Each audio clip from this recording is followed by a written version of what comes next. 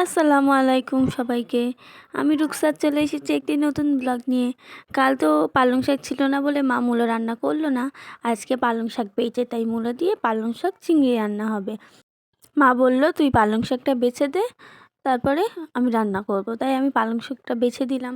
আর এই দেখো আমি মদ কিনেছি, মদ। এটা মদের বোতল এরকমই হয় না, আমি মুভিতে দেখেছি, কোনোদিন সামনাসামনি দেখিনি। এটা হলো মিরর ক্লিনজার। এখানে একটা দাদু এসেছিল, ওনার কাছ থেকেই নিলাম। খুব ভালো কাজ দিয়েছে তাই নিলাম। দুদিন আগে এরকম করে রেখে গিয়েছে, এখনে পানির কোনো পাত্তা নেই। আর আমি এখানে লাড্ডু দিয়ে রুটি খাচ্ছিলাম। মানুষ যত বড় হয় ততই রুচি চেঞ্জ হয়, তাই না? আগে মিষ্টি আমার একদমই ভালো লাগতো না, এখন মিষ্টিটা খেতে বেশ ভালো লাগে আমার। আর এই যে একটু আগে আমি ছাদের উপরে এই গাছটা সামনে দাঁড়িয়ে আমি ছবি তুলেছি। এতদিন আমার আব্বা এই গাছটা নিয়ে আমাদের ছাদের উপরে রেখে দিয়েছে, এত বড় হয়ে গিয়েছে বলে আজকে নিয়ে আমার বড় আব্বাদের ওখানে বসাতে যাচ্ছে। কে ছাদের উপরে নারকেল গাছ দেয়? আমার আব্বা দিয়েছে। আর এখানে লাঠি দিয়ে ঠ্যাংনা দিচ্ছে, কি কোদাল দিয়ে ঠ্যাংনা দিচ্ছে ওটাকে। দেওয়ার পরে সব কজন বাচ্চা কাচ্চা কটা নিয়ে বসে চললো এখন গাছটাকে পুঁতে দিতে। আর সামনে যেই পুচকেটা ঘোরাঘুরি করছে, ও যাবো বলে কান্না করছে, আর ওর মা যেতে দেবে না। কারণ গেলেই ধুলো কাদা মেখে আসবে, সন্ধ্যাবেলা আবার গোসল করিয়ে পড়তে পাঠাতে হবে, তাই ওকে যেতে দেবে না। ও তবু পেছন পেছন চলে যাচ্ছে। আসলে মাঠটা তো ওর পাওনা রয়েছে এখন। তারপরে দেখলাম এখানে আমার বন্ধু ওর বোনকে আবার মেহেন্দি করে দিচ্ছে, আমাকে বললো তুই একটু করে দে না। আমি বললাম আমি পারবো না। তাই ও বড় মেহেন্দি আর্টিস্ট, কেমন মেহেন্দি করছে দেখো। কারোর যদি অর্ডার লাগে বলবে, ও মেহেন্দি করে দিয়ে আসবে গিয়ে। আর আমাদের পিচ্চিটা এখানে পেছনে কত মজা করছে দেখো, বেটির কোলে উঠে। তারপরে একটা কলা খেয়ে নিলাম, নিয়ে সন্ধ্যাবেলা করতে গেলাম চাউমিন। কারণ প্রচুর চাউমিন খাওয়ার ক্রেভিং হচ্ছিলো, তাই আমি একটু চাউমিন করার জন্য পানিটা ঢেলে নিচ্ছি। পানির ঢালাটা কত সুন্দর দেখতে লাগে ভিডিওতে, তাই না? নেওয়ার পরে গ্যাসটাকে জ্বালিয়ে নিলাম, নিয়ে পানিটাকে আমি বসিয়ে দিলাম গ্যাসে। বসিয়ে দেওয়ার পর আমি গেলাম বরবটি চুরি করতে আমার সেজমার ঘর থেকে। উনি তো ওখানে নেই, পরে ভিডিওটা দেখলে জানতে পেরে যাবে। আমি টুকটুক করে ওনার ওখান থেকে 3টে বরবটি চুরি করে এনেছি। লেগেছিলো কিন্তু 2টো, কারণ চাউমিনে বরবটিটা পড়লেই ওর স্বাদ আলাদা হয়ে যায়, বেশ লাগে খেতে। আমার তো হেভি লাগে, তাই টুকটুক করে 2টো চুরি করে নিয়ে চলে এলাম। আর এখানে বয়েল করা হয়ে গিয়েছে চাউমিনটা। তারপরে এখানে আমি সবজিগুলো জোগাড় করে নিলাম, নেওয়ার পরে এবার কুচু কুচু করে নেব। এটা বয়েল করে আমি ঝারিয়ে নিচ্ছিলাম। এতে অনেক কিছু লেগেছিলো বলে তাই আমি একটু পানি দিয়ে আবার ঘষাঘষি করে সবটুকু তুলে নিলাম, কারণ নইলে ওগুলো পড়তে চাইবে না। তারপর আমি এখানে সবজিগুলো বাছা কমপ্লিট করে নিলাম, নিয়ে কড়াইতে তেল দিয়ে দিলাম।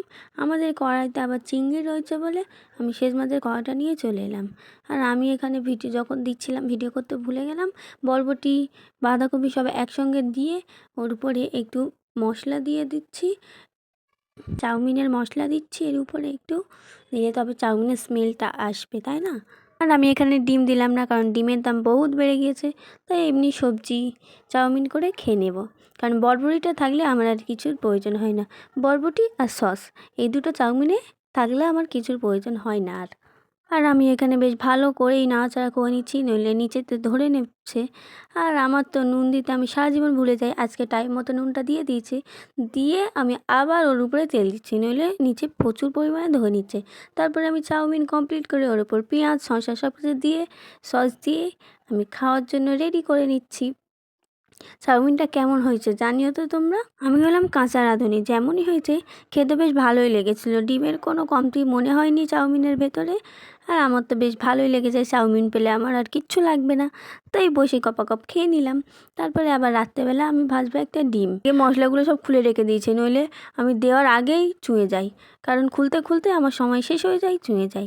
প্রথমে কড়াইতে কী বলে এটা, তাওয়াতে তেল দিয়ে দিলাম, দিয়ে পেঁয়াজ দিয়ে দিলাম। জানি ডিমের রেসিপি, আই মিন কী বলে ওটাকে, অমলেটের রেসিপি কাউকে বলতে হয় না, বাট আমি রান্না করছি সেটা তোমাদেরকে দেখাচ্ছি যে এমনভাবে আমি অমলেটটা করছি। এটা নাড়াচাড়া করার পরে আমি এর উপরে দিয়ে দেবো ডিমটা। তারপর এখন আমি পেঁয়াজের উপরে হলুদ ঝাল নুন এগুলো সব কিছু দিয়ে একটু আবার নাড়াচাড়া করে নেব, নিয়ে তার উপরে দিয়ে দেবো ডিমটা। ডিমটাকে দিয়ে একবার উল্টালেই হয়ে যাবে আমার ডিমের রেসিপি। পেঁয়াজটা কি সুন্দর লাল হয়েছে তাই না? দেখে আমার এত ভালো লাগছিল যে আমি তো বেশ পারফেক্টলিভাবে করতে পারছি তাই না? আর এদিকে আমার মা চিংড়ি গরম করছিল, চিংড়িটা ভাজছিল। ওদিকে মা চিংড়ি ভাজছে, আমি এদিকে ডিম ভাজি করছি। আর আমি মাকে আমার ক্যামেরাটা ধরিয়ে দিলাম যে মা একটু ভিডিওটা করো, আমি ডিমটা ছাড়াচ্ছি। তাই মা ফোনটা ধরেছিল। আর আমি এখানে ডিমটা একটু বড় করে নিচ্ছি, কারণ এই ডিমের কোনো বরকত নেই, এটা খুবই ছোট হয়ে যায়।